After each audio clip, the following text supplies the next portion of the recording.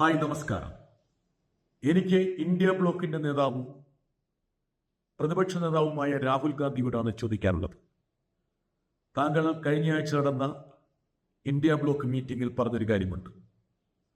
തല പോയാലും RSSുമായി സന്ധി ചെയ്യില്ല എന്നുള്ളത് നല്ലൊരു വാക്യമാണ്.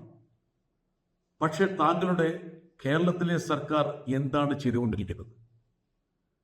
RSSന് മുമ്പിൽ വിറങ്ങലിച്ചു നിൽക്കുന്ന ഒരു കാഴ്ചയാണ് നമ്മൾ കാണുന്നത്. ഇന്നും ഇന്നലെയുമല്ല RSS ഇന്ത്യയുടെ ഉന്നത വിദ്യാഭ്യാസ മേഖലയെ കാവ്യവൽക്കരിക്കാൻ ശ്രമം ആരംഭിച്ചിട്ടു. കേരളത്തിൽ ആരിഫ് മുഹമ്മദ് ഖാൻ ഗവർണറായിരിക്കുമ്പോൾ അതിനുള്ള ശ്രമം ആരംഭിച്ചു. പല നടപടികളും അദ്ദേഹം കൈക്കൊണ്ടു. അന്നത്തെ ഇടതുപക്ഷ സർക്കാർ ശക്തിയായി എതിർത്തു, പ്രതിരോധിച്ചു, പ്രതിഷേധിച്ചു. പക്ഷെ ഇപ്പോൾ എന്താണ് കേരളത്തിൽ നടന്നുകൊണ്ടിരിക്കുന്നത്? ശ്രീ രാഹുൽ ഗാന്ധി, താങ്കൾക്കറിയാവുന്നൊരു കാര്യമുണ്ട്. ഒരു സമൂഹത്തിന്റെ സംസ്കൃതിയെ, ചിന്താധാരയെ മാറ്റിമറിക്കണമെങ്കിൽ സംസ്കാരത്തിലും വിദ്യാഭ്യാസത്തിലും ഇടപെടണം. ഇന്ന് ഇന്ത്യയിൽ എല്ലാ വിദ്യാഭ്യാസ സ്ഥാപനങ്ങളിലും RSS നഗ്നമായി ഇടപെട്ടുകൊണ്ടിരിക്കുകയാണ്.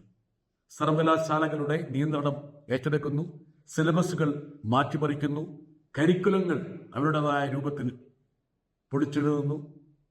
അങ്ങനെ വിദ്യാഭ്യാസത്തിന്റെ സമസ്ത തലങ്ങളെയും RSS റാഞ്ചിക്കൊണ്ടിരിക്കുകയാണ്. കേരളത്തിൽ UDF അധികാരത്തിന് വന്ന ശേഷം RSSന്റെ ഭാഗത്തുനിന്ന് ഉണ്ടാകുന്ന ഒരു നീക്കത്തോടും ചെറിയ രൂപത്തിലുള്ള പ്രതിഷേധമോ പ്രതിരോധമോ സൃഷ്ടിക്കാനോ അതല്ലെങ്കിൽ പ്രകടിപ്പിക്കാനോ തയ്യാറാകുന്നില്ല.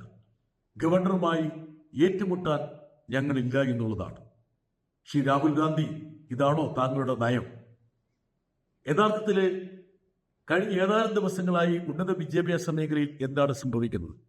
കേരളത്തിലെ ജനങ്ങൾ തങ്ങളുടെ വിയർപ്പും രക്തവും കൊണ്ട് പടുത്തുയർത്തിയ ഉന്നത വിദ്യാഭ്യാസ സ്ഥാപനങ്ങളെ RSS ഒന്നൊന്നായി കൈയടക്കി വെക്കുകയാണ്. ഇപ്പൊ കഴിഞ്ഞ ദിവസം MG യൂണിവേഴ്സിറ്റിയിലെ വൈസ് ചാൻസലർ നിയമനം നടന്നു. കേരള ഗവൺമെന്റ് കമാന്നൊരു വാക്ക് പറഞ്ഞില്ല. അറിയപ്പെടുന്ന ഒരു RSSകാരനെ ഗവർണർ അവിടെ വൈസ് ചാൻസലറായി നിയമിച്ചു. MG യൂണിവേഴ്സിറ്റിയിലെ സെനറ്റിലേക്ക് 30 പേരെ നിയമിച്ചപ്പോൾ അതിൽ 19 പേരും കറകളഞ്ഞ RSSകാരായിരുന്നു. ഉന്നത വിദ്യാഭ്യാസ സെക്രട്ടറിയുടെ നിയമനം തന്നെ യഥാർത്ഥത്തിൽ ഇതുമായി കൂട്ടി വായിക്കുന്നു. കഴിഞ്ഞ ദിവസം RSSന്റെ മേധാവി മോഹൻ ഭഗവത് വിളിച്ചു ചേർത്ത ഒരു യോഗത്തിൽ പങ്കെടുക്കാൻ വേണ്ടി സംസ്ഥാന കാറിൽ പോയത് 3 വൈസ് ചാൻസലർമാരാണ്. കേരള സർവകലാശാലയുടെ vice chancellor doctor Mohan Kunnummal, MG സർവകലാശാലയുടെ വൈസ് ചാൻസലർ ഡോക്ടർ മാവൂത്ത്, മലയാള സർവകലാശാലയുടെ vice chancellor doctor CR Prasad. RSS ആണോ ഈ വൈസ് ചാൻസലർമാർക്ക് ശമ്പളം നൽകുന്നത്? RSSും വൈസ് ചാൻസലർമാരും തമ്മിൽ എന്താണ് ബന്ധം? നമ്മുടെ ഉന്നത വിദ്യാഭ്യാസ സ്ഥാപനങ്ങൾ ഒന്നൊന്നായി RSSന്റെ മുമ്പിൽ ഇഴയുന്ന ഒരു സാഹചര്യം സംജാതമാകുമ്പോൾ അതിനോട് പ്രതിഷേധിക്കാനുള്ള കേവലപരമായിട്ടുള്ള ഒരു ആർജവമെങ്കിലും ഉന്നത വിദ്യാഭ്യാസ മന്ത്രിയും മുഖ്യമന്ത്രിയും പ്രകടിപ്പിക്കേണ്ടതില്ലേ? യഥാർത്ഥത്തിൽ ദയനീയമാണ് അവസ്ഥ. എനിക്ക് ഒരു കാര്യം കൂടി കോൺഗ്രസ്സുകാരെ, എൻ്റെ പ്രധാനപ്പെട്ട സുഹൃത്തുക്കളെ ഓർമ്മപ്പെടുത്താനുണ്ട്. ഉന്നത വിദ്യാഭ്യാസ മേഖലയെ അല്ലെങ്കിൽ വിദ്യാഭ്യാസ രംഗത്തെ RSS കീഴ്പ്പെടുത്തുമ്പോൾ ചരിത്രത്തിലേക്ക് കൂടി ഒന്ന് പോകുന്നത് നന്നായിരിക്കും.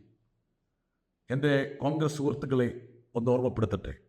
അടിയന്തരാവസ്ഥ കാലത്ത് നിങ്ങൾ 42ാം ഭേദഗതിയിലൂടെ വിദ്യാഭ്യാസത്തെ സംസ്ഥാനത്തിന്റെ പട്ടികയിൽ നിന്ന് സമവർത്തി പട്ടികയിലേക്ക് മാറ്റി.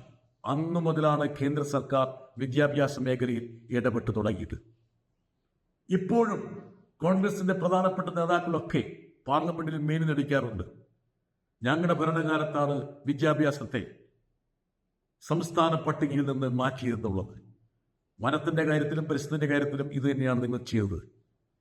ഇതിന്റെ പശ്ചാത്തലത്തിലാണ് ഇന്ന് കേന്ദ്രം സംസ്ഥാനങ്ങൾ കെട്ടിപ്പടുത്ത സർവകലാശാലകളെ കീഴ്പ്പെടുത്തിക്കൊണ്ടിരിക്കുന്നത്. ഇവിടെ പ്രതിരോധം തീർക്കാൻ നിങ്ങൾക്ക് കഴിയുന്നില്ലെങ്കിൽ ദൂരവ്യാപകമായിട്ടുള്ള ഭവിഷ്യത്തുകൾ അത് വിദ്യാഭ്യാസ മേഖലയിലല്ല സമൂഹത്തിൽ തന്നെ ഉണ്ടാകുമെന്നുള്ള കാര്യം നിങ്ങൾ ഓർമ്മിക്കണം. ഇത് കേരളത്തിലെ ജനങ്ങൾ നികുതിപ്പണം കൊണ്ട് കെട്ടിപ്പടുത്ത സ്ഥാപനങ്ങളാണ്. അതല്ലാതെ RSSന്റെ നാഗ്പൂർ ആസ്ഥാനം ചെലവിട്ട തുക കൊണ്ട് ഉണ്ടാക്കിയ സ്ഥാപനങ്ങളല്ല എന്നുള്ള കാര്യമെങ്കിലും കോൺഗ്രസ് നേതാക്കൾ ഓർമ്മിപ്പിക്കണം, അല്ലെങ്കിൽ ഓർക്കണം.